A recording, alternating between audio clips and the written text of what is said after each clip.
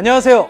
저는 2019학년도 11월 고등학교 1학년 학력 전국연합학력평가 한국사 해설을 맡은 이충모라고 합니다. 저 사람 누구야 할 거예요. EBS에서 처음 보는 인물일 겁니다. 맞습니다. 저 오늘 처음이고요. 이 강의가 저의 인생 첫 번째 EBS 강의입니다. 그만큼 여러분들을 너무 만나고 싶었고 정말 설레고 가슴 벅찬 기분으로 이 자리에 있습니다. 그리고 저는 앞으로도 여러분들의 한국사, 동아시아사, 세계사 그 어디서든 정말 최선의 도움을 드리고 싶은 열정을 가지고 이 자리에 있어요. 제 소개를 하기 앞서서 여러분들 일단 정말 고생하셨다는 말씀 드리고 싶어요. 하루 종일 시험 보는 거 진짜 힘들잖아요. 고등학교 1학년 마지막 모의고사 이제 좀 적응되시나요? 고2, 고3 되는 것도 참 이제 겁나기도 할 거고 하루 종일 시험 보는 것도 힘들기도 할 거고 심지어 지금 학교 분위기가 어수선하죠. 뭐 아시다시피 지난주에 언니, 오빠, 형, 누나들이 수능을 봤잖아요.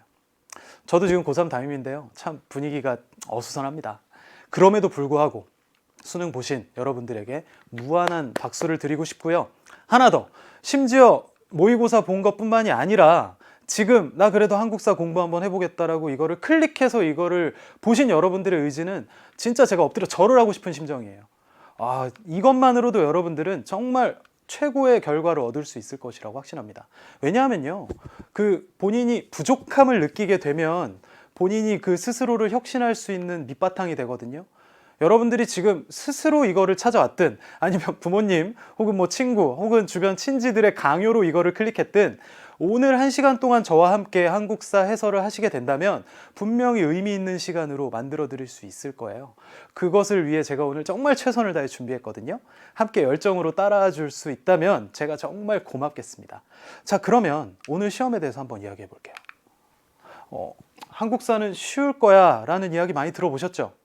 정말 그랬나요? 수능 한국사는 쉽게 출제된다, 그런 얘기 많아요. 그리고 심지어 여러분들도 그렇게 생각하고 오늘 모의고사를 보셨을 겁니다. 물론 국어, 수학, 영어 그거보단 쉬웠을 가능성이 큽니다. 근데 생각보다 그렇게 쉽지 않았을 수도 있겠다는 생각이 들어요. 왜냐하면요, 오늘 문제 지난주 수능이랑 난이도 차이가 그렇게 없습니다. 그렇기 때문에 여러분들 오늘 보신 시험이 못 보셨다고 좌절할 필요도 없고요, 잘 보셨다고 뭐 자만하실 필요도 없어요. 그러면 이 한국사 그러면 앞으로 어떻게 공부해야 되는지 뭔가 답답한 가슴을 안고 오셨을 거라고 생각해요. 그래서 오늘 그러면 나왔던 문제 수능과 얼마나 차이가 있고 비슷한지 한번 보고요, 어떻게 공부할 건지 이제 한번 차근차근 가보도록 하겠습니다. 자, 보시면요, 오늘 나왔던 11월 모의평가는요, 그나마 여러분들이 수능과 가장 유사한 문제 개수 범위로 보셨다고 저는 생각합니다. 왜냐면요, 옆에 보면 지난주에 봤던 수능입니다. 항상 5, 5를 유지합니다. 5, 5가 아니죠. 10, 10을 유지합니다. 총 20문제 중에요, 전근대 10, 근현대 10을 유지합니다. 선사시대 1, 삼국, 남북국 2, 고려 3, 조선 4 이렇게 전근대 10개 이렇게 들어가고요. 개항부터 국권피탈, 국권피탈이 뭐예요? 우리가 일본의 식민지가 되기까지의 그 과정들, 국권피탈이라고 슬프게 표현하잖아요. 3문제, 일제감점기 4문제, 그리고 현대 3문제까지요. 이렇게 수능에서 출제됐습니다. 10, 10의 이 비율이 거의 항상 유지되고 있어요. 자, 그러면 옆을 볼게요. 오늘 여러분들이 보셨던 시험은 그러면 어떻게 비중이 유지되고 있느냐? 선사시대 1, 2, 3, 4 똑같죠? 수능과 똑같은 비율로 출제되었습니다. 근데 밑에 보시면 오늘 여러분들은 현대 1945년 이후에 대한민국 그리고 미군정 시기에 대한 역사는 출제되지 않았어요. 근데도 개항 국권피탈기 5, 일제강점기 5 오히려 저는 더 잘됐다. 왜냐? 여러분들 심지어 이제 미안한 얘기인데 내신 시험 얼마 안 남았죠. 2차 지필평가, 기말고사라고도 부르는 그거가 아마 대다수의 학생들이 이 부분을 아마 시험을 보고, 물론 현대 보는 학생들도 있을 겁니다. 한국사 내신 시험이 여기에도 되어 있잖아요. 그렇기 때문에 이 부분 공부하는 거 생각보다 저는 진짜 의미 있었다고 생각합니다. 그렇기 때문에 오늘 여러분들이 보신 학력평가 문제는 진짜 정말 그나마 지난번의 모의고사들에 비해서는 가장 수능에 유사했다. 그리고 심지어 난이도도 수능과 크게 다르지 않거나 어떤 문제는 심지어 수능보다 저는 좀 이거는 어렵겠는데 라고 느껴졌던 문제가 있어요. 그러니까 예방주사 정말 제대로 맞으셨다. 그리고 심지어 오늘 저와 함께 하면 이 내용들 같이 좀 더 볼 수 있겠다. 제가 좀 더 구체적으로 들어가 볼게요. 출제 내용까지 제가 한번 이야기를 해드리면, 지금 색깔이 지금 좀 희미하게 나와 있지만 제가 지금 그대로 내용이 나와 있던 거를 제가 지금 이렇게 색깔로 표시를 해놨습니다. 신석기, 구석기 뭐 그대로 나왔고요. 태조왕건, 태조왕건 올해 수능이에요. 태조왕건 나왔는데 태조왕건 그대로 나왔고요. 세종, 언제나 출제를 기다리고 계신 대왕님이시고요. 그리고 다음 볼게요. 국권 피탈기. 국권 피탈기는 1900년대 초반에 우리가 나라를 잃어가는 과정에서 있었던 슬픈 역사들을 이야기하는데 이 내용들을 심지어 그대로라고 하긴 그렇지만 이 내용이 반드시 아셔야 풀 수 있는 문제들. 심지어 광주 학생 항일운동 그대로 나왔습니다. 대한민국 임시정부 나와야죠. 왜냐? 올해는 대한민국 임시정부 수립 100주년이니까요. 자, 그리고 1920년대 무장 독립투쟁, 봉오동 전투, 청산리 대첩 수능과 똑같이 그대로 나왔습니다. 여기는 논외죠.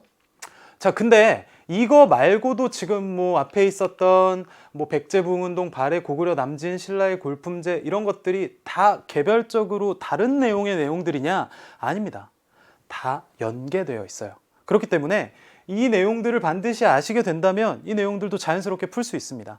그렇기 때문에 여러분들 오늘 저와 함께 하신다면 좋은 결과를 얻을 수 있을 것이다. 자, 그럼 제가 수능 한국사 문제풀이 나름의 꿀팁을 아시고 있을 수도 있겠지만 꿀팁 한번 말씀드려 볼게요. 첫 번째, 키워드를 잡아라.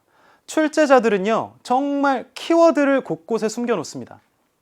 어려운 문제는 하나, 두 개, 쉬운 문제는 세 개, 네 개, 많으면 5개요.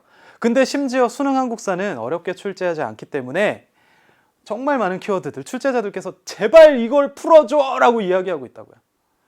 그리고 있잖아요. 2번이 사실 제일 중요해요. 틀린 문장은 안 나옵니다. 틀린 문장이라고 하는 건 예를 들면 뭘까요? 제 이름 이충모인데 저 남자거든요? 이충모는 여자다 이런 거 안 나온다고요. 저 남자 맞아요.